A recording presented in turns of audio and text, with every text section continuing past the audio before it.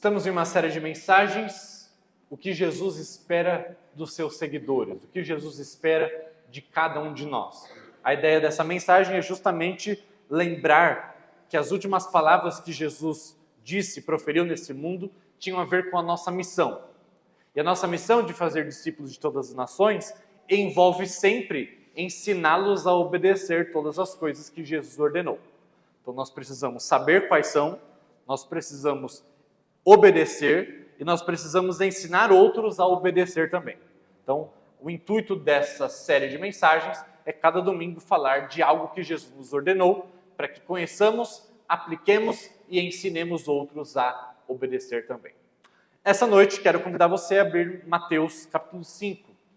Evangelho de Mateus, capítulo 5. Vamos ler os versículos 11 até o 16.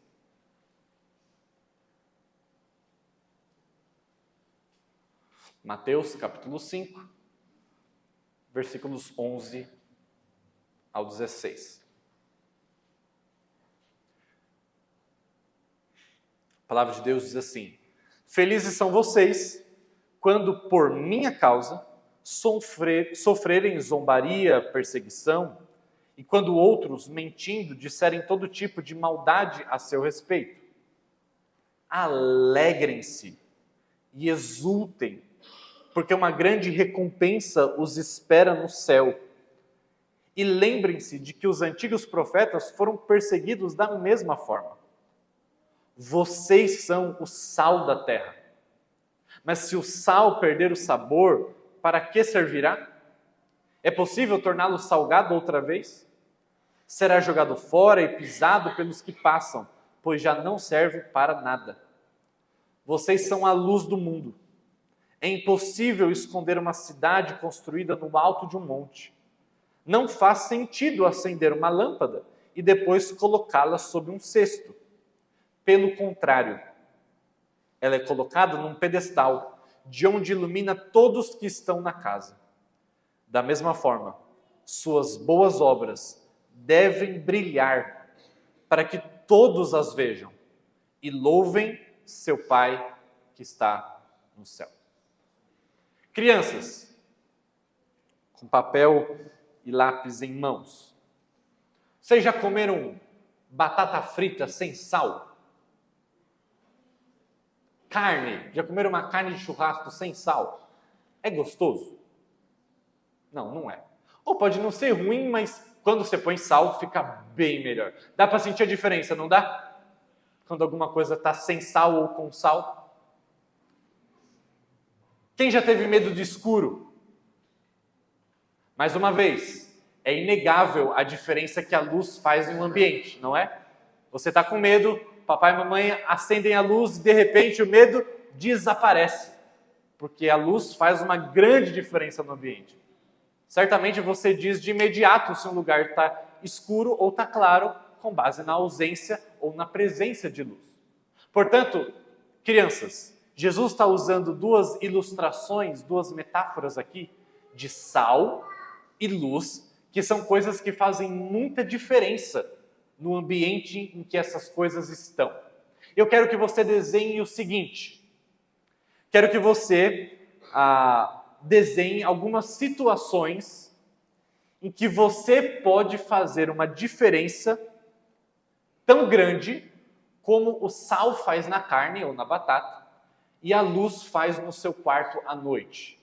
Quero que você pense nessa diferença e que situações na sua vida, talvez na sua escola, na sua casa, você poderia fazer alguma coisa. Eu quero que você desenhe isso, de você fazendo alguma coisa que faria a diferença e que outros poderiam ver o que você está fazendo e reconhecer Deus por meio da sua atitude. Ok? Desenha isso, por favor. Estarei ansioso para depois ver o seu desenho no final. É a melhor parte.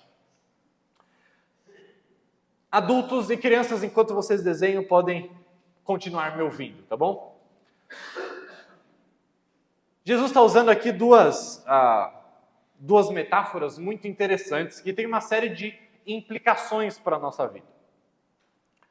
A primeira delas, ele usa o sal, dizendo que nós somos o sal da terra.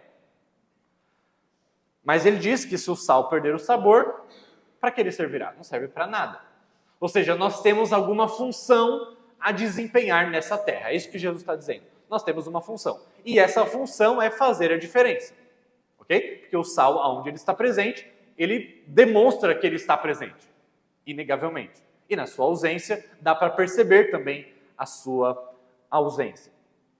Agora, a funcionalidade do sal, ela não é só dar gosto para as coisas, embora seja uma função importante do sal. Mas o sal, ele também, naquela época, ele servia para preservar os alimentos. Lembra? Não tinha geladeira, não tinha freezer. O método de eles preservarem um pouco mais os alimentos da putrefação era justamente colocando sal no alimento. Eu imagino que Jesus, ele tinha diferentes intenções na maneira como ele usou o sal aqui para dizer que nós somos o sal da terra. Tanto no sentido de que aonde Deus nos envia e nos coloca, nós devemos dar sabor, não o sabor que é nosso, porque nós somos tão pecadores e miseráveis quanto qualquer outra pessoa, mas um sabor que Deus irradia por nosso intermédio. Que através de Deus caminhando conosco, nós podemos, através dessa presença dele, então dar sabor, fazer a diferença aonde nós estamos, deixando qualquer ambiente mais agradável, por assim dizer. É muito triste quando nós, cristãos, somos tidos como pessoas desagradáveis, desnecessariamente, ok? Tem momentos que nós precisaremos ser desagradáveis. Tem momentos, eu vou usar uma outra metáfora, da luz agora, quando você está em um ambiente muito escuro, tentando dormir e alguém acende a luz forte na sua cara, não é agradável. Aquela luz de repente. Então tem momentos da vida cristã que naturalmente seremos desagradáveis por um motivo justo. Ok? A própria pregação do Evangelho é o escândalo da cruz. Ela diz para as outras pessoas que são pecadoras. Então é desagradável. Mas em muitas outras situações, somos desagradáveis desnecessariamente. Nós julgamos muitas pessoas, nós esperamos uma santificação de alguém que nem teve uma conversão. Nós medimos, avaliamos, menosprezamos pessoas, e que isso não corresponde à nossa função de salgar. Mas Jesus queria, além da ideia de que nós precisamos realçar o sabor, que é uma outra coisa interessante. O sal, ele realça o sabor do alimento, ou seja, mas ele considera que o alimento tem algum sabor. O sal, ele não traz o mesmo sabor quando ele tempera uma carne e uma batata. Ele realça o sabor que já tem ali. Então ele tem o poder de realçar o sabor existente. Da mesma forma, Deus, na sua maravilhosa graça, ele derramou a sua bondade, a sua criatividade em todos os cantos deste mundo e em todas as pessoas. E quando um cristão ele está num ambiente que ele precisa salgar, não significa que ele é a única coisa que vai dar gosto ali, mas ele realça o sabor existente na boa criação de Deus. Mas não só isso. O cristão ele também preserva. E a ideia de preservação do sal naquela época é interessante para nós, porque ela tanto nos dá uma visão de que o mundo de fato está em putrefação, de fato o mundo está apodrecido e apodrecendo, e que a presença dos cristãos, quando fielmente estabelecida, ela reduz, ela retarda, reduz não, esquece reduz, ela retarda o apodrecimento do ambiente que nós estamos inseridos. Ela retarda o apodrecimento do mundo. Sim, a presença da igreja no mundo retarda o apodrecimento. Está ruim? Imagine se a igreja não estivesse aqui. Mas, antes que nós fiquemos orgulhosos, que na verdade a intenção não é ter orgulho, a intenção é entender qual é a nossa função. Que a nossa função é fazer diferença. A nossa função é dar gosto. A nossa função é retardar um apodrecimento que é esperado. Mas isso nos humilha, em certo ponto, porque o sal, embora ele tenha a função de retardar o apodrecimento, ele não volta à carne, o estado original. O sal não tem poder de pegar uma carne ruim, podre, e torná-la boa novamente. Eu acho isso interessante porque Jesus está estabelecendo um limite para a diferença que a gente pode fazer. Ele não está dizendo, vocês têm que redimir o mundo. Ele não está dizendo, vocês têm que salvar a humanidade. Não. A prerrogativa de salvação e de redenção na Bíblia é exclusiva de Cristo. Só Cristo salva. Só Cristo redime. Só Cristo pega uma carne podre e transforma numa carne nova. Só Cristo pega um coração duro e dá um coração de carne. Só Cristo faz isso. Eu e você não somos chamados a isso. Nós não podemos fazer isso. Por isso que, ao mesmo tempo que o sal nos lembra de uma função importante que devemos desempenhar, ao mesmo tempo o sal nos lembra que nós não podemos pegar algo podre e transformar em algo saudável de novo. Tem um limite do que a gente pode fazer. O próprio livro do profeta Daniel é um grande exemplo disso. Ele foi alguém que fez diferença onde ele estava. Ele foi alguém que Deus usou, embora Deus não usa todo mundo da mesma maneira que ele usou Daniel ou o apóstolo Paulo, mas que Deus usou poderosamente. Mas até a influência que Daniel teve naquele reinado era limitada. Daniel retardou, sendo usado por Deus, a podridão do Império Babilônico, mas ele não curou o Império Babilônico, ele não salvou o Império Babilônico. E nem nós devemos fazer, nem conseguiremos fazer. Portanto, o sal ele nos dá esse equilíbrio que nós precisamos. E uma última coisa sobre o sal. O sal só faz diferença no alimento quando ele está em contato com o alimento. Experimente no próximo churrasco, pegar a carne, colocar em cima da mesa, o saleiro, colocar do outro lado, colocar a carne na brasa, deixar o sal bem perto, mas não junto, bem perto. E coma a carne e vê se faz alguma diferença. Absolutamente não. Às vezes, nós cristãos achamos que o nosso chamado de Deus, chamado com o qual Deus nos convocou, é para nos afastarmos do mundo. Minha pergunta é, como salgar um alimento sem estar em contato com ele? Não é possível. O sal só faz diferença enquanto em contato com a carne. Um cristão só vai fazer diferença enquanto ele estiver vivendo plenamente no mundo, ainda que não faça parte dele. Não foi isso que Jesus orou? Eu não peço para que os tire do mundo, mas os livre do mal. Deus nos chamou para estarmos aqui. De outra maneira, Ele teria nos levado para o céu. Devemos estar presentes nos ambientes universitários, devemos estar presentes na política, devemos estar presentes nas esferas econômicas, nas esferas artísticas, nas esferas educacionais. Nós precisamos permear todas as esferas da vida humana. Porque se nós não fizermos isso, se nós não tivermos uma visão global, nós não faremos a diferença. Se nós não estivermos na roda dos nossos colegas não cristãos, se nós não convivermos com pessoas que não têm a mesma fé que a gente, nós não faremos a diferença. Se nós continuarmos vivendo na nossa bolha cristã, nós não faremos a diferença, nós não salgaremos. Agora, é incrível as metáforas que Jesus usa, porque elas sempre nos dão um equilíbrio. Embora nós precisemos estar em contato com o mundo para que nós façamos de fato a diferença, se nesse contato nós nos tornarmos o mundo, nós seremos irrelevantes. Se o sal perder a sua propriedade de salgar, se o sal virar carne, ele já não serve para nada. Certo? Se nós, na tentativa de nos misturar com o mundo para fazer a diferença, nos tornamos iguais, nos tornamos irrelevantes. Então, os dois extremos, a conclusão sempre é a irrelevância. Se somos afastados do mundo, somos irrelevantes.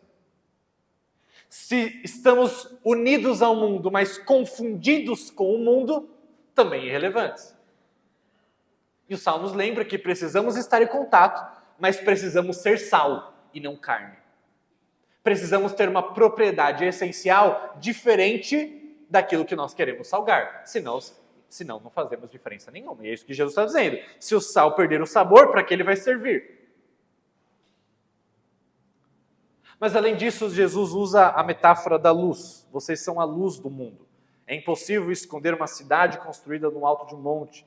Não faz sentido acender uma lâmpada depois de colocá-la sob um cesto. Pelo contrário, ela é colocada no pedestal, onde ilumina todos que estão em casa. Essa é a metáfora que Jesus usa. E ele termina o texto dizendo, da mesma forma como a luz que precisa ser colocada no ambiente alto, para que ilumine todo o ambiente, e vocês são a luz do mundo, ele diz, da mesma forma, as suas obras, os seus feitos, devem brilhar para que todos vejam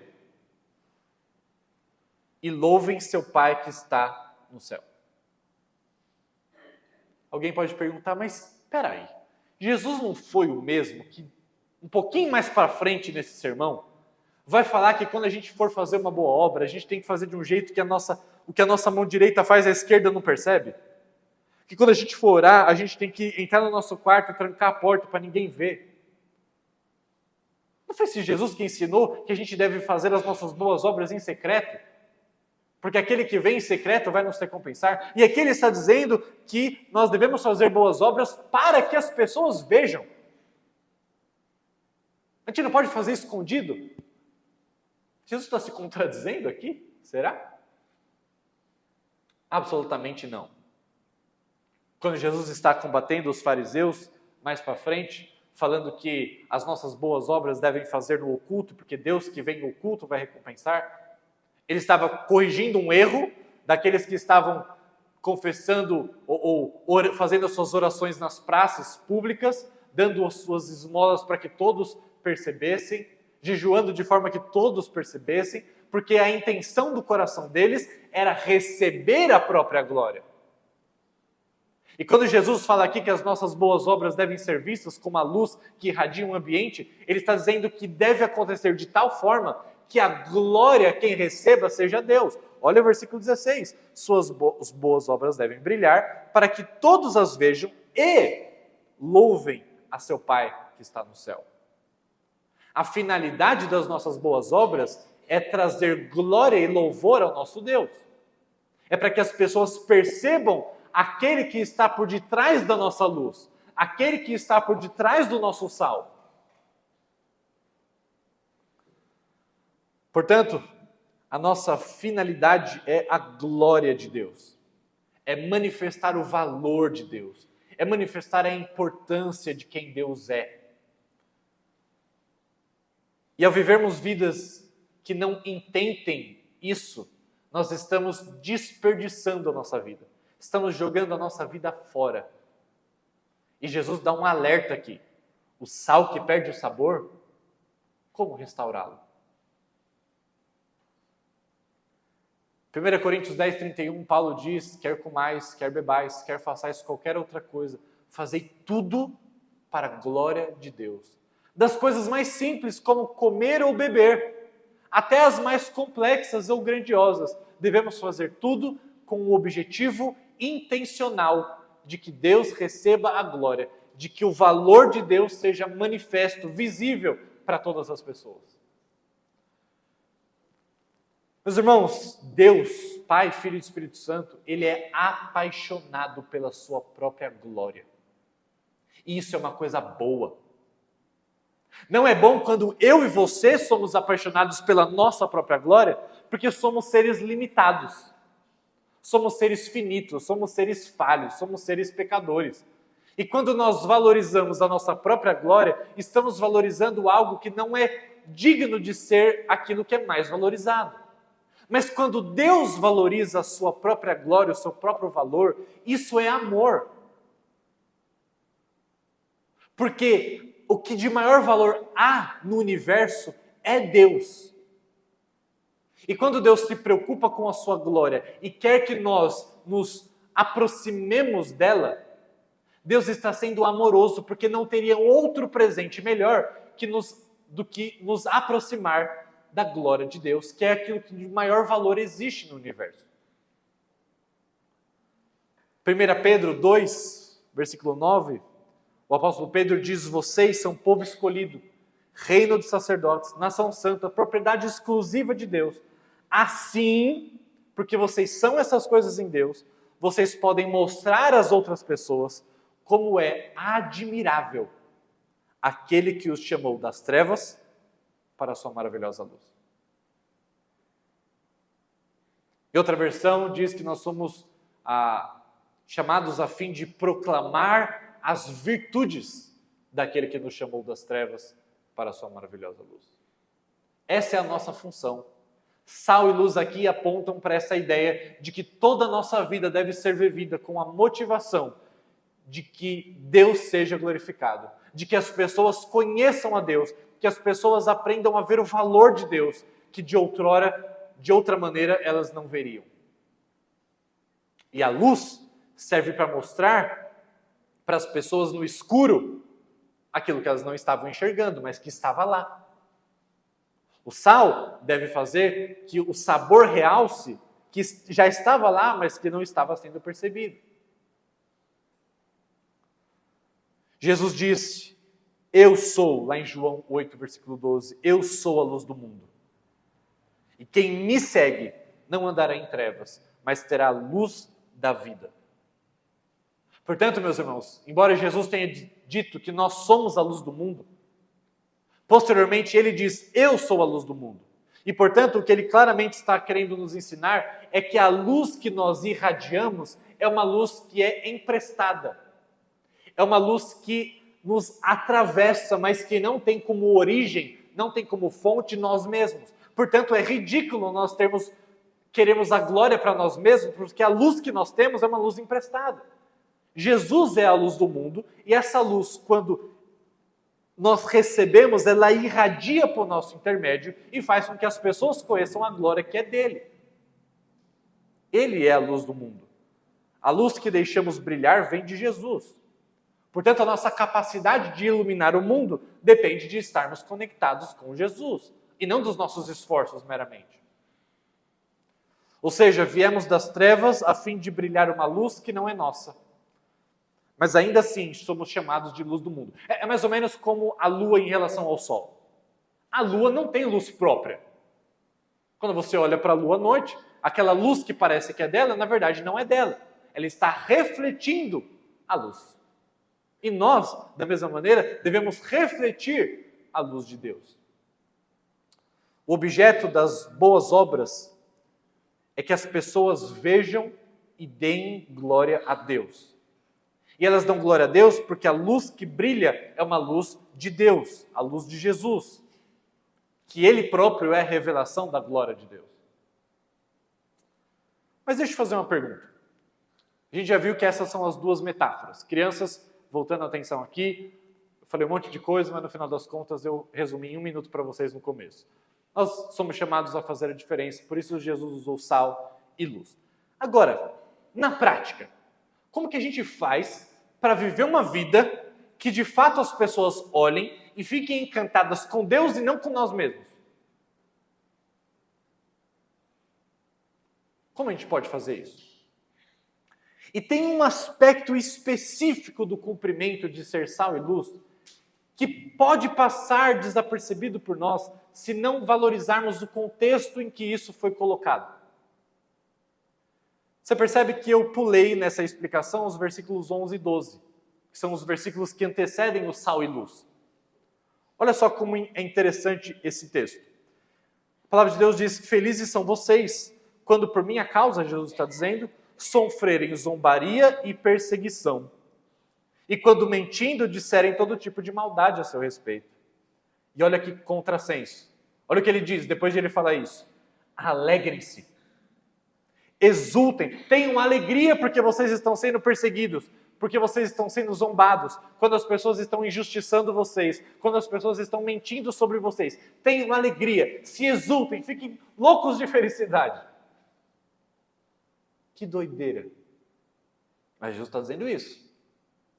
Porque é uma grande recompensa que os espera no céu. Vou conectar as duas coisas. E logo depois ele começa a falar de sal e luz. Sabe aonde nós somos mais sal e mais luz? De uma forma que as pessoas conhecem a Deus através das nossas boas obras? É quando nós estamos em um ambiente de sofrimento. É nesse momento que um cristão, de fato, mostra a luz que está dentro dele. É no sofrimento. Quando está tudo bem, é fácil para todo mundo. Mas quando nós estamos sofrendo injustamente por causa do Evangelho, e aqui, meus irmãos, eu não estou falando, na verdade, tudo que eu estou falando aqui é contrário à teologia da prosperidade. Venha para Deus porque Ele vai te dar um carro, venha para Deus porque Ele vai te dar uma casa, venha para Deus porque você não vai ter problema de saúde, de forma alguma. Sabe por quê? Sabe por que a teologia da prosperidade é tão infernal, é tão diabólica? Porque ela elimina a glória de Deus, embora pareça dar glória a Deus, ela elimina. Porque quando o mundo vê uma multidão de pessoas adorando um Deus que mais parece um Papai Noel, adorando um Deus que recompensa aqueles que são fiéis nos seus dízimos, que dá carro, que dá casa, é fácil adorar um Deus assim. É lógico adorar um Deus assim. Mas quando o mundo vê a gente ser perseguido, quando o mundo vê a gente sendo morto, quando o mundo vê a gente perdendo privilégios, quando o mundo vê a gente cancelado, quando o mundo vê a gente sofrendo pela causa do Evangelho, e ainda assim nós fazemos isso em alegria, isso muda a cabeça das pessoas. Isso dá um nó na cabeça das pessoas. Falam, não, peraí. Eu até entendo alguém que está adorando um Deus todo domingo, que deu carro, que deu casa, que deu saúde, que deu tudo bom. Mas como explicar um Paulo da vida? Como explicar um Jó? Como explicar uma série de personagens na história cristã que morreram e tiveram vidas dolorosas, que tiveram vidas horríveis aos olhos do mundo? E ainda assim eles esbanjavam alegria, esbanjavam felicidade em Deus. O que explica isso? E o mundo fica confuso e ele é obrigado a encontrar uma luz que ele não estava achando a origem. Se um cristão é alegre, se um cristão exulta, se um cristão é satisfeito em meio ao sofrimento, quando um não cristão vê isso, ele precisa reconhecer que a fonte da alegria não é o carro, não é a casa, não é o bem, não é a saúde, não são os filhos, não é a família. Ele é obrigado a ver uma luz que está além daquilo que se mostra. Portanto, Jesus está conectando o ser sal e luz com a ideia de sofrimento. Sim, nós podemos fazer a diferença nos momentos de bonança, de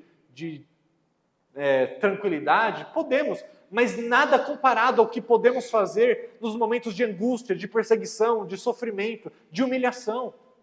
Portanto, nós, ecoando aqui as palavras do pastor John Piper, nós não podemos desperdiçar o nosso sofrimento.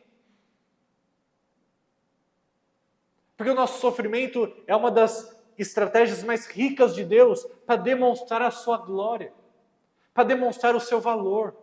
Quando nós nos alegramos em Deus e todo o resto da nossa vida está de mal a pior, nós precisamos reconhecer a Deus, que é a fonte de toda alegria.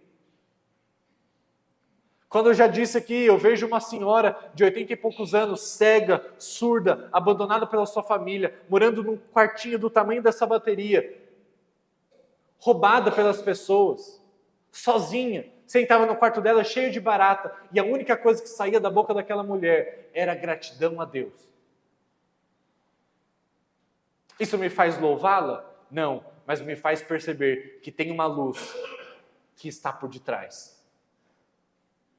Me faz perceber um Deus muito superior ao Deus falso da teologia da prosperidade. Eu consigo entender uma multidão que adora esse Deus, mas eu preciso reavaliar a minha vida quando eu vejo essa senhora. A luz que irradia por nosso intermédio no meio do sofrimento é inigualável. E nós não podemos desperdiçar o nosso sofrimento. A maior evidência de nossa luz é a nossa alegria e a nossa esperança, mesmo em meio às dificuldades. Jesus nos ensina que a verdadeira luz que brilha de nós é melhor vista quando enfrentamos as adversidades com alegria e esperança. E essa atitude não é natural, não é de nós mesmos. O mundo nos diz que devemos nos desesperar quando as coisas dão errado. O mundo diz que devemos buscar vingança quando somos injustiçados. O mundo diz que devemos nos fechar quando somos feridos. No entanto, Jesus nos ensina e nos chama a responder de uma maneira radicalmente diferente, com alegria, com esperança. A verdadeira alegria e esperança em meio às dificuldades serve como um poderoso testemunho do poder transformador de Cristo em nossas vidas. Portanto, antes de aplicar, eu gostaria de voltar os nossos olhos para aquela verdade que é a mais importante. Crianças, vocês que desenharam. Embora seja importante que todos nós façamos a diferença aonde estamos, você sabe como é possível que façamos a diferença? Você sabe como é possível aqueles que estavam em trevas antes agora poderem ser luz? Aqueles que não tinham sabor agora poderem salgar? Você sabe como isso é possível? Porque um dia Jesus, na hora mais escura, na hora de maior dor e de maior sofrimento, deixou a sua luz brilhar na maior boa obra que esse mundo já viu. E ele fez isso não de um palácio, ele fez isso de uma cruz. E muito interessantemente, na hora que ele estava fazendo isso, a Bíblia diz que o céu enegreceu-se, ficou escuro. E no meio da escuridão, uma luz brilhava do alto de uma cruz. No meio do sofrimento, Jesus estava mostrando a glória do Pai. Ele não pediu para ser salvo daquela hora, mas ele veio para glorificar o nome do Pai. É isso que ele diz lá em João 12. Em João 17, Jesus diz: Pai, eu quero que aqueles que o Senhor me deste estejam comigo onde eu estou, para que vejam a minha glória. E quando nós vemos a glória do Pai expressa na obra do Filho, nós podemos irradiar essa glória por meio das nossas ações. Este foi o maior e mais satisfatório presente que Jesus poderia nos ter dado. E é por conta dessa luz que irradia da cruz é que nós podemos fazer diferença onde Deus tem nos colocado. Eu quero aplicar para você. Eu pensei bastante em como aplicar isso, porque de fato o sentido original do texto bíblico é que nós fazemos a diferença, sobretudo no meio do sofrimento por causa do Evangelho. Ok? Resumindo, o sermão todos esses 30 minutos que eu estou falando, se resume em: nós fazemos diferença no mundo quando nós irradiamos a luz que nos é dada por meio de Jesus Cristo, principalmente no meio do sofrimento, por causa do Evangelho. Agora, esse por causa do Evangelho, a gente fica assim, cara, mas qual foi a última vez que eu sofri de fato, que eu fui perseguido de fato, por conta do meu amor por Jesus? Estou negando que isso não seja possível na nossa cultura, no nosso Brasil, aonde Deus tem nos colocado. Não é impossível, não. Mas certamente não é o que os discípulos passaram naquela época. Certamente não é o que irmãos nossos passaram ou têm passado em países de perseguição religiosa. Certamente não é. Algum nível de perseguição temos? Ideológica, às vezes um pouco mais do que isso, temos. Mas não ainda se compara ao que irmãos passaram e têm passado em lugares neste mundo. Mas como podemos aplicar isso para nós, então? Eu quero trazer algumas opções e agora eu vou tacar um monte de bolinha em vocês, porque eu vou dar um monte de possíveis aplicações. Eu vou fazer isso por uma razão específica. Eu geralmente não gosto de trazer muitas aplicações, porque senão às vezes a ideia da bolinha, né? Eu jogo um monte de bolinha em você, se você não focar em uma, você vai acabar não pegando nenhuma. Mas eu vou fazer isso agora porque eu quero trazer uma gama de possibilidades de como a gente pode, de fato, irradiar a luz que vai trazer glória a Deus em meio ao sofrimento, ou à escassez, ou a problemas da vida, ainda que não sejam por causa da nossa fidelidade ao Evangelho. Então, algumas aplicações, tente pegar pelo menos uma que você vai aplicar durante a semana.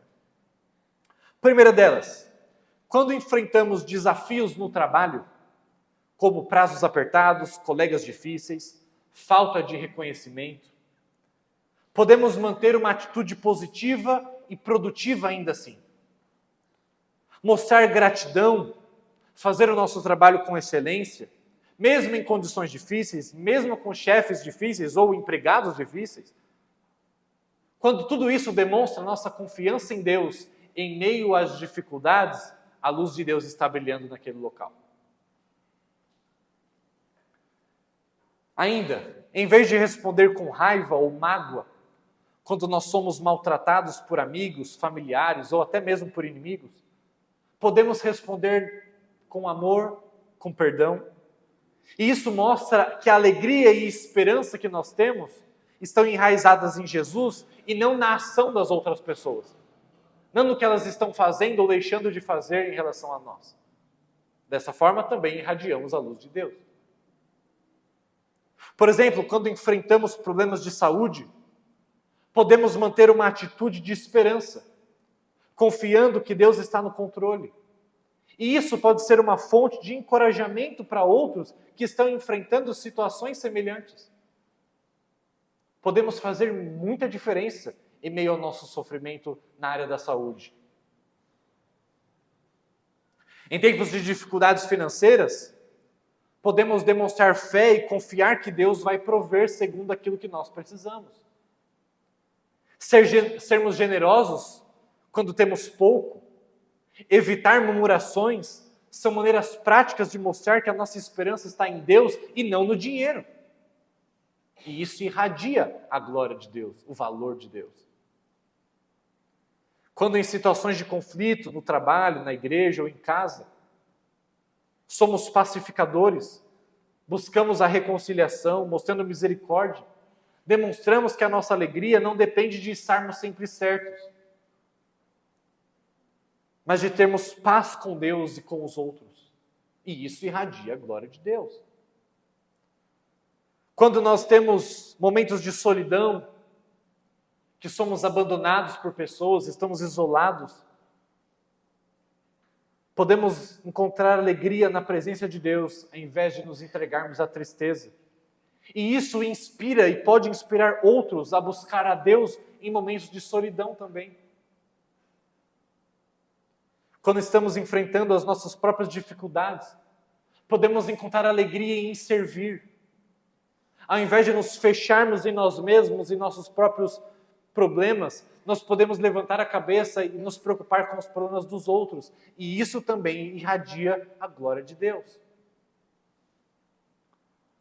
Quando nós compartilhamos a nossa esperança em Cristo abertamente, mesmo quando isso não é popular, mesmo quando isso não é aceito, mesmo quando somos cancelados, envergonhados por conta disso, isso demonstra coragem e confiança em Deus.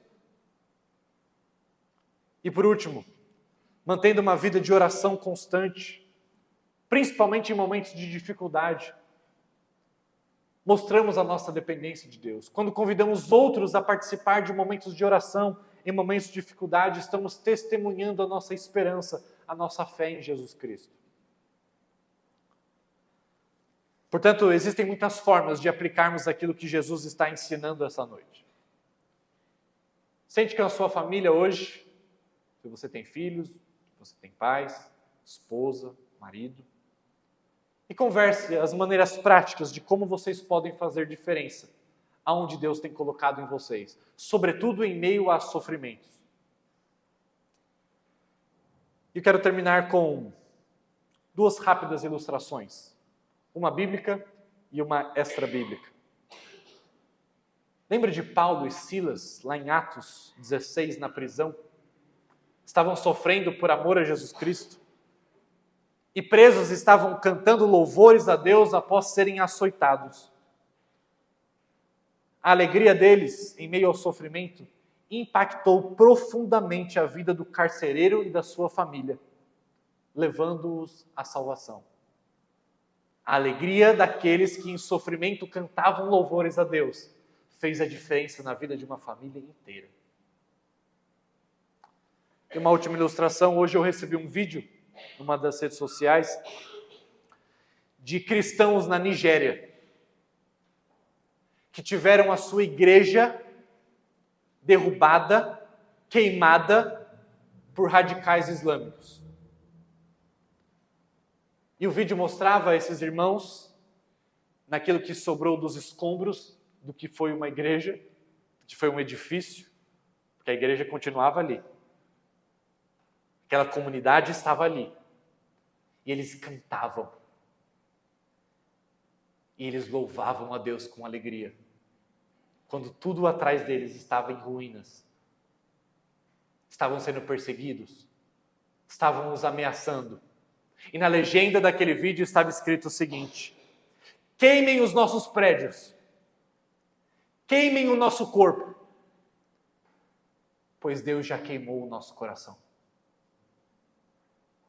Essa luz brilha e todos que a veem devem dar glórias ao seu nome. Vamos orar. Senhor Deus, nós pedimos por fidelidade. Nós queremos ser sal e luz deste mundo, Deus. Nós queremos irradiar uma glória que não é nossa, mas é do Senhor. Deus, dá-nos uma paixão pela Tua glória.